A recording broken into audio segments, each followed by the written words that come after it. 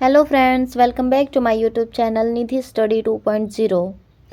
तो चलिए आज का सेशन स्टार्ट करते हैं। उसके पहले आप लोग को बता देते हैं आज वर्णमाला की क्लास चलेगी जो थ्योरी रहेगी, और एक ही क्लास में आपकी पूरी वर्णमाला ख़त्म हो जाएगी। और कल चलेगी हम लोग की संज्ञा की क्लास, उसके बाद फिर सर्वनाम की क्लास। तो आप लोग को नंबर वाइज क्लास चलेगा। तो बिना कोई टाइम वेस्ट किए चलते हैं, क्लास को शुरू करते हैं। तो वर्णमाला के दो भाग होते हैं, एक स्वर और एक व्यंजन। परिभाषा इसकी देखते हैं। वर्णमाला की परिभाषा क्या होती है। वर्णमाला दो शब्दों के वर्ण प्लस माला के योग से मिलकर बनता है। और भाषा की सबसे छोटी इकाई क्या होती है? वर्ण होती है। ये आप लोग हमेशा पूछता है एग्जाम में कि भाषा की सबसे छोटी इकाई कौन सी है, तो वो वर्ण होगा। और भाषा की सबसे छोटी मौखिक इकाई जो बोल के, वो ध्वनि होगा। ठीक है, दोनों में अंतर है। एक भाषा की सबसे छोटी इकाई वर्ण है और एक भाषा की सबसे छोटी मौखिक इकाई ध्वनि है। चलिए आगे बढ़ते हैं। वर्तमान में लेखक के आधार पर वर्ण कितने हैं? वर्तमान में लेखक के आधार पर वर्ण 52 हैं। ठीक है, कौन कौन से देखते हैं। 11 आपके उसमें स्वर हो गए, 25 स्पर्श व्यंजन हो गए, 4 उसमें व्यंजन हो गए, 4 अंतस्थ व्यंजन हो गए, 4 संयुक्त व्यंजन हो गए, 2 द्विगुण हो गया और 2 अयोगवाह व्यंजन हो गया। ठीक है, ये आपके वर्तमान में लेखक के आधार पर है। आगे देखते हैं स्वरों का वर्गीकरण।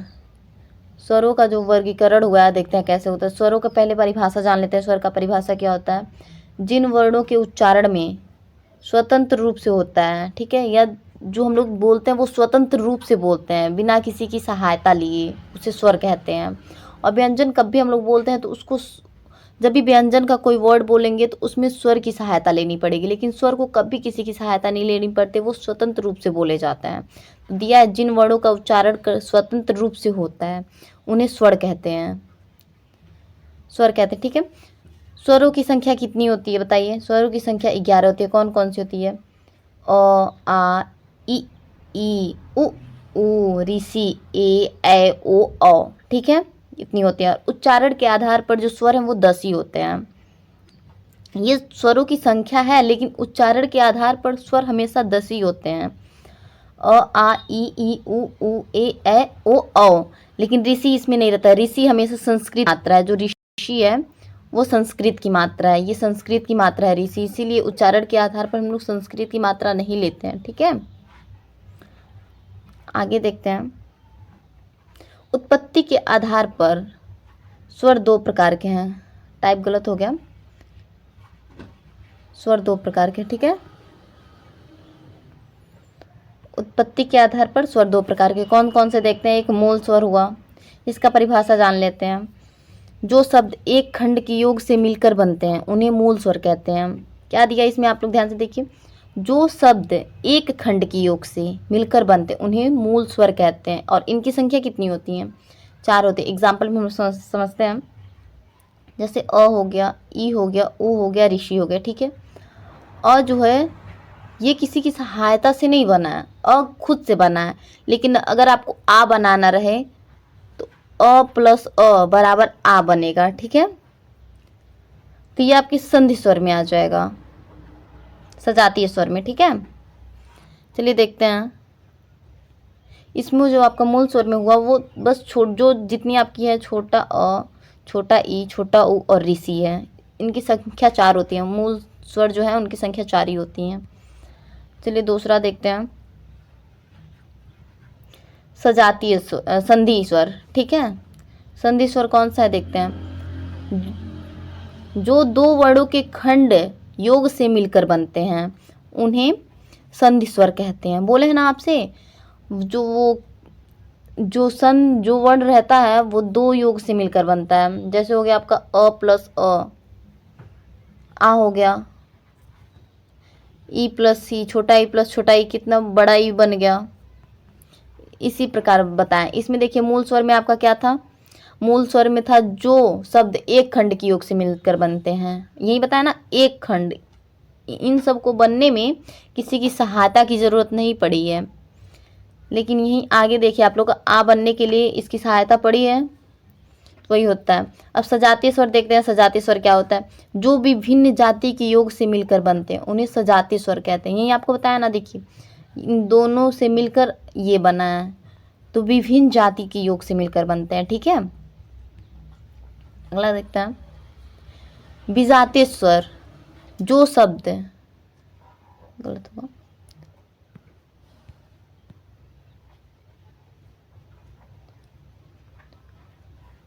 शब्द विभिन्न जाति के योग से मिलकर बनते हैं उन्हें विजातीय स्वर कहते हैं। ठीक है, इन दोनों में अंतर है। ये बस ये है, इसमें आ गया, इसमें बड़ी ई आ गया, इसमें बड़ा ऊ आ गया। और जो विजातीय स्वर है इसमें देखिए ए आ गया, ए आ गया, ओ आ गया और अ आ गया। सजाती और विजाती में अंतर है, दोनों विभिन्न जाति के योग से बनते हैं, ये कंफर्म है। लेकिन उसमें जो आपका आ है, बड़ी ई है, बड़ा ऊ है। ठीक है, और विजातीय स्वर में आपका ए, ए, ओ, औ आता है।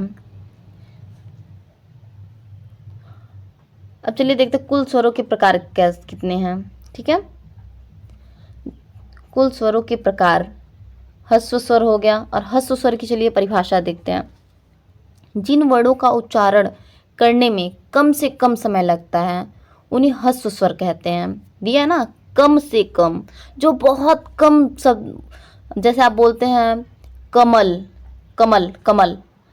ठीक है, टाइम नहीं लगा आपको।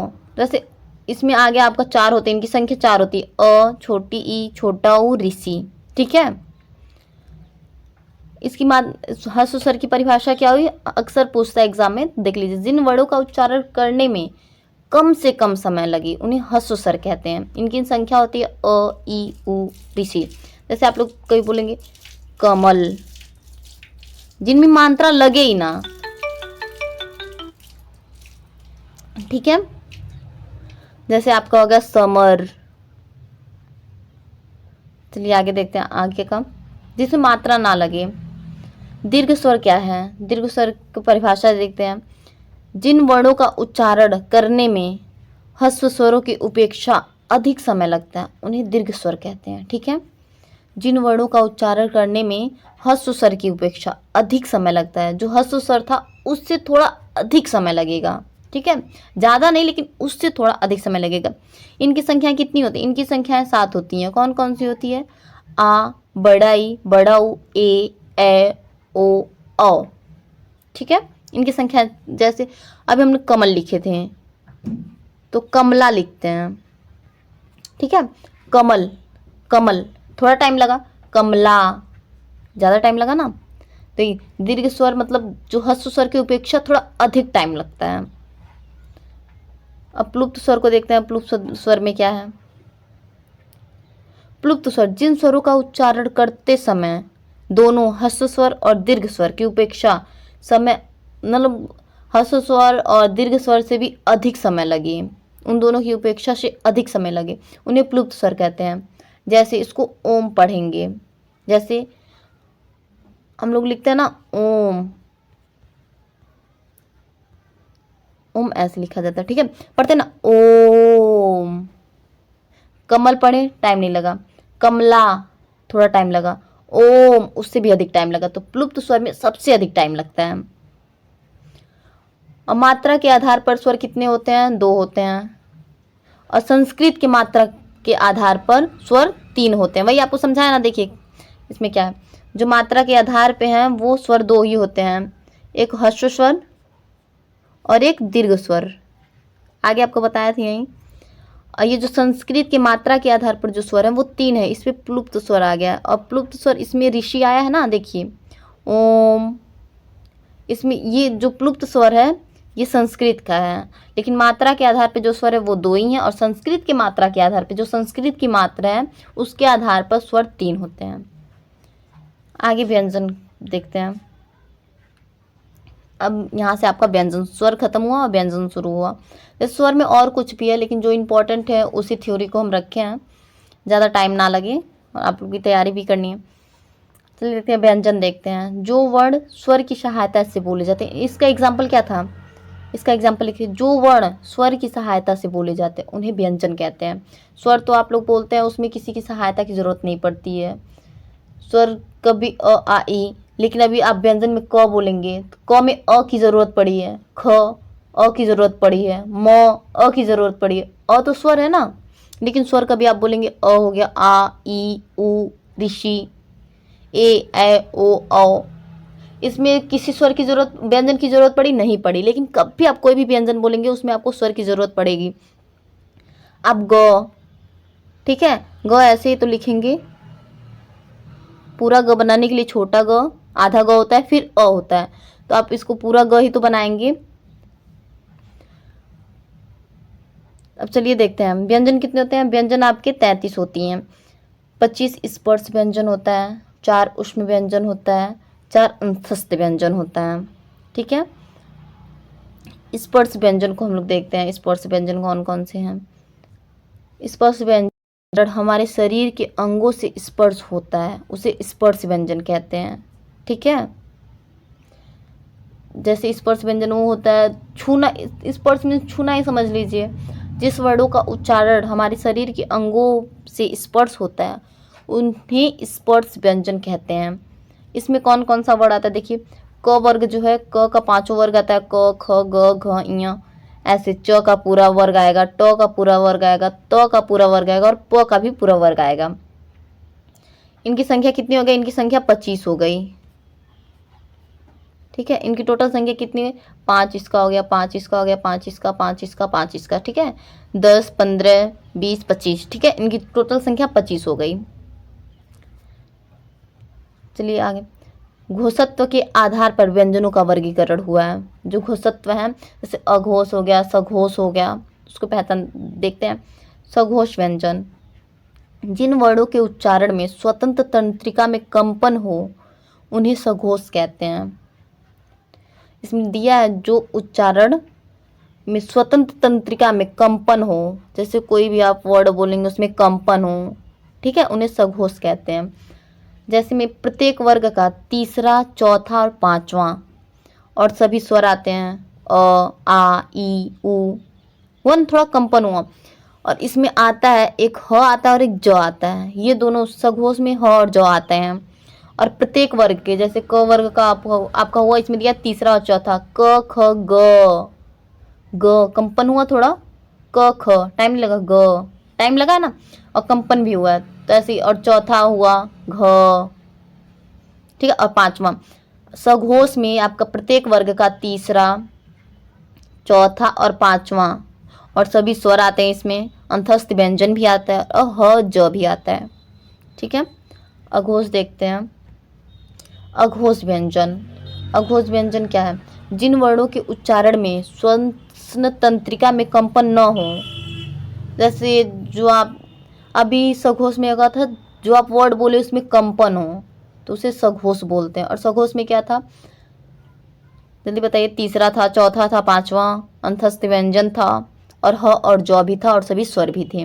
और अघोष में देखते हैं क्या होता है, जिन वर्णों के उच्चारण में श्वसन तंत्रिका में कंपन ना हो, उसमें कंपन हो रहा था लेकिन इसमें कंपन ना हो। अथवा, अथवा में देखते हैं जिन वर्णों के उच्चारण करते समय श्वास का प्रयोग किया जाए।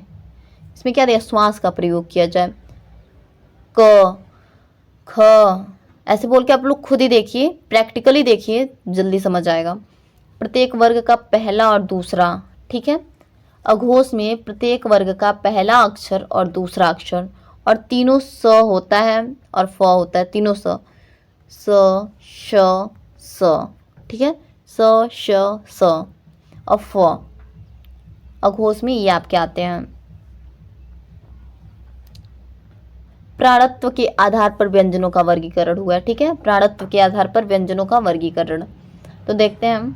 2 होते हैं प्राणत्व के आधार पर वर्गीकरण।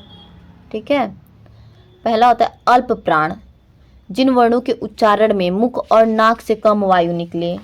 ठीक है, जिन वर्णों के उच्चारण मुख और नाक से कम वायु निकले, मतलब अल्प मतलब थोड़ा सा वायु निकले, उन्हें हम अल्प प्राण कहते हैं। अल्प मीन्स क्या होता है, अल्प मीन्स वैसे ही जान लीजिए कम। ठीक है, जैसे हमारे मुख और नाक से कम वायु निकले। इसका प्रत्येक वर्ग का विषम वर्ड, पहला, तीसरा, पांचवा और सभी स्वर अंतस्थ व्यंजन। ठीक है। अब महाप्राण में देखते हैं। महाप्राण में जिन वर्णों का उच्चारण करने में पर मुख और नाक से समान मात्रा की वायु निकले, ठीक है, समान मात्रा की वायु, जितनी मुख से निकली उतनी नाक से निकली, समान मात्रा की वायु निकली, उन्हें हम महाप्राण कहते हैं। अल्प प्राण में आपका अल्प मीन्स कम था तो कम वायु निकले, और जैसे कम वायु निकले और विषम वर्ण का पहला, तीसरा, पांचवा सभी स्वर अंतस्थ व्यंजन, इतने अल्प प्राण में आता है। महाप्राण में जिन वर्णों के उच्चारण करने में मुख और नाक से समान मात्रा निकले उन्हें महाप्राण कहते हैं। जैसे प्रत्येक वर्ग का समवर्ण दूसरा और चौथा, ठीक है, प्रत्येक वर्ग का समवर्ण, ठीक है, जो समवर्ण है दूसरा और चौथा। आई होप आप लोगों को सेशन बहुत अच्छा लगा होगा। थ्योरी के बाद हम लोग ऑब्जेक्टिव क्वेश्चन 10 रखे हैं कि आपका रीड करते समय आप कुछ रिवीजन भी हो जाए, इसी के साथ रिवीजन हो जाएगा तो अच्छा रहेगा। आप लोग थ्योरी तो पढ़ लिया, अब थ्योरी से ही कुछ क्वेश्चंस रखे हैं जिसका आंसर आप लोग दीजिए। आई होप आप लोग ज़रूर आंसर करेंगे। सेशन आपको जैसा भी लगा हो लाइक कमेंट शेयर ज़रूर करें, बहुत मेहनत लगती है। तो चलिए देखते हैं, क्वेश्चन को देखते हैं। निम्न में से दीर्घ स्वर कौन सा है? आगे ऊपर बताइए आपको दीर्घ स्वर कौन सा है, जल्दी बताइए दीर्घ स्वर कौन सा है। आपको पता दीर्घ मीन्स क्या होता है? दीर्घ स्वर जो बड़ा हो, ठीक है, दीर्घ मीन्स बड़ा ही होता है, तो आप लोग बड़ा ही समझ लीजिए, जिसमें उच्चारण करते समय अधिक समय लगे, ठीक है। दीर्घ मीन्स अधिक समझ लीजिए, जिसका उच्चारण करते समय अधिक समय लगे। आ होगा, ओ होगा, ए होगा, ई होगा। जल्दी बताइए क्या होगा इसमें, इसका राइट आंसर क्या होगा? आप लोग खुद मतलब प्रैक्टिकली करिए। जैसे आ, ओ, ए, ई, ज़्यादा टाइम किस में लगा? जाहिर सी बात है आ में लगा है, तो इसका राइट आंसर आ हुआ। कुछ चीज़ आप लोग प्रैक्टिकली करेंगे तो वो ज़्यादा समझ आएगा। नेक्स्ट क्वेश्चन देखते हैं। हिंदी वर्णमाला में व्यंजनों की संख्या कितनी है? आप लोग बताए हैं हिंदी वर्णमाला में व्यंजनों की संख्या कितनी है, ऊपर ही बताया, जल्दी बताइए कितनी है। तो 33 है, ठीक है, हिंदी वर्णमाला में व्यंजनों की संख्या 33 है। स्वर आपके कितने हैं? 11 हैं। नेक्स्ट क्वेश्चन, निम्नलिखित में से विजातीय स्वर कौन सा है? आप लोग के विजातीय स्वर भी पढ़ा है, उसमें से बताइए विजातीय स्वर कौन सा है। सजाती विजाती पढ़ा है, विजातीय स्वर कौन सा है? जो वर्ण विभिन्न जाति के योग से मिलकर बनते हैं, ठीक है, जो वर्ण विभिन्न जाति के योग से मिलकर बनते हैं। अ तो अपने आप से ही बना, ऊ भी, ठीक है। जल्दी बताइए विजातीय स्वर कौन सा है?